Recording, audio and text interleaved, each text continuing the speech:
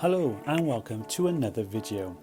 My name is Ascendancy Rich and today I want to cover my review for the Outriders demo that has recently dropped. This review will be covering what I liked about the game and what I disliked. But before we get into the content of the video, please hit the like button and subscribe to my channel for much more content just like this one. Join me on my Twitch channel. That's twitch.tv/AscendancyRich, where I stream every Tuesday, Wednesday and Thursday, 7 PM UK time. And everything you need is in the description below. So let's continue with the video. I've been playing this demo all weekend, putting in probably around a total of 15 to 18 hours with members of my community as well as on my own. So what is Outriders? Outriders is a third-person shooter developed by People Can Fly, and it's a game that is very reminiscent to the likes of Gears of War, but we'll have more on that later, Ghost Recon, Destiny and Marvel Avengers. But even as a demo, this game is not as bad as Marvel's Avengers. So in this demo, which has no time restriction and all progress made can be carried over onto your final purchase, which is very good. I do like that. That's a bonus in itself. You can get through, the demo is the first chapter, which you can get through in approximately around about 3 to 4 hours, depending on all the cutscenes, and then 1 to 2 hours then if you skip the cutscenes. You can create your character. There's a good range of customization, for example their hair, eyes, facial hair, and then choose from one of 4 classes. As usual with these sort of games, each class has their own unique abilities, and these classes are the Trickster, which has the ability to manipulate time and has devastating melee attacks, and for me personally this was my favourite class. I just loved how free-flowing and natural the controls were, and especially when you could time or shift time to go into up-close and personal attacks. It was a great fun. The Promancer, which pretty much is a class that can manipulate fire. The Devastator, which you then can unleash high damage attacks, pretty much it's the tank type class. And then finally you have the Technomancer, which uses gun turrets, and pretty much this class aids allies to help them keep enemies at bay. All these special skills have a short cooldown time, and in a squad of 3 they can all be combined with other skills for maximum effect. The game features a skill tree that allows players to unlock and upgrade their skills and from this demo you don't even scratch the surface. It looks like you'll be upgrading it until you're blue in the face, which again is all what you want from these type of games. So what are my initial thoughts on the game?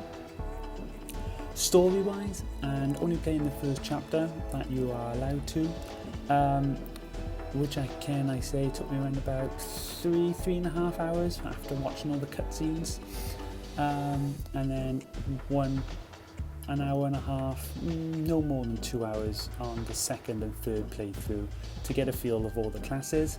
The game, it really had me immersed in the lore, and that's what I like to be invested in the story, and I like the story explained to me in a way rather than doing my own investigation.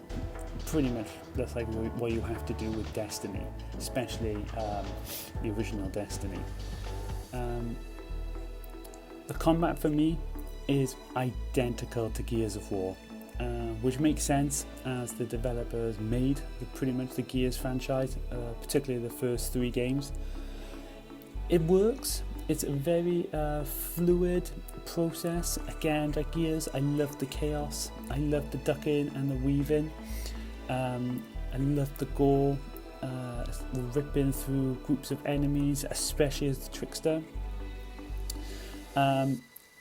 However, this does go against it because it is pretty much mostly identical to Gears of War, for me anyway.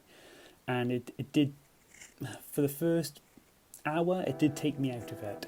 What I will say is, do not go in this game using the Gears of War tactics. Do not duck in and out of cover. It doesn't work. You have to be completely in and amongst the action. You have to be killing enemies. You know, by all means take cover if you desperately need it, but to heal your character, you have to be taking out groups and masses of enemies. And that's why I think I was so involved with the Trickster, because it just worked to my advantage of this tactic. As for the loot itself, it was good, very good. It does remind me, so it's that Gears 4 gameplay with it, but the balance of the Division, and I think it's because I'm playing it, I've got back into the game, a bit of Ghost Recon Breakpoint with the gear you pick up. You pretty much have to use the gear there and then to level up. It worked well. Again, it did work well for me. Can I just say though, this is another game that allows cross-play, which is something that really needs to be taken their hat off to. You can join members from the community using any console. I love that. I think I'm a huge fan of it, and I think many more games should do it. Even Apex for the Switch now is adopting that style, which it needs to be done this day and age. The only criticism that I truly have with this game, and I think I've seen it on quite a few channels, is the cutscenes.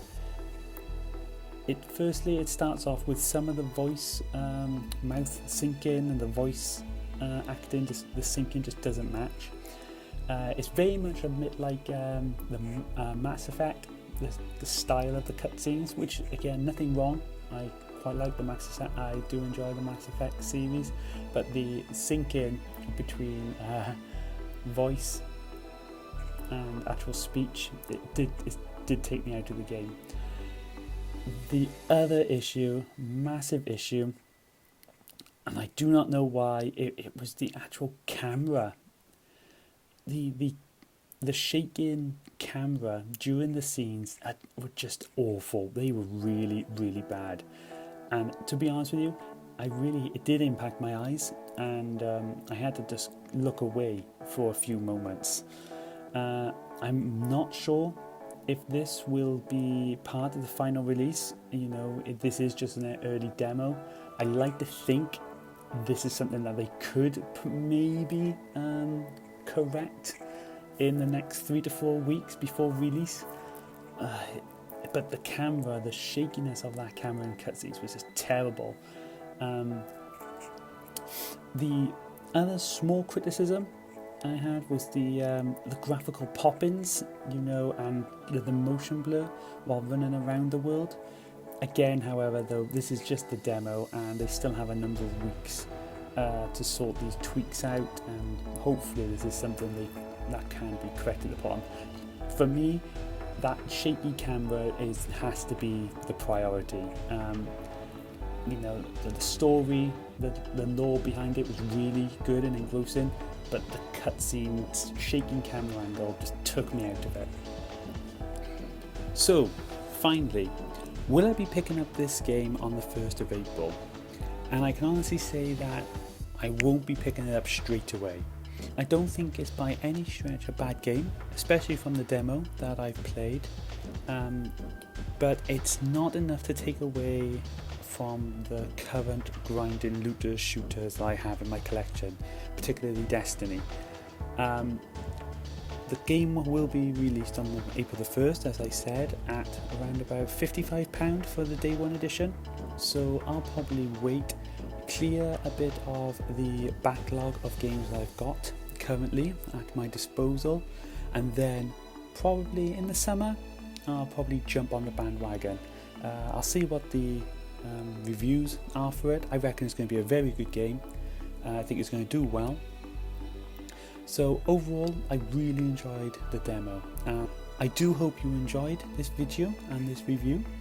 I'm going to be doing a review on the Apex Legends for the Switch that has just dropped today, the 9th of March, which will be very good fun. So I'm going to be releasing that in about the next 5 to 7 days. If you did enjoy this video, please drop it a like, subscribe to my channel if you'd like more content like this, and until next time, keep ascending.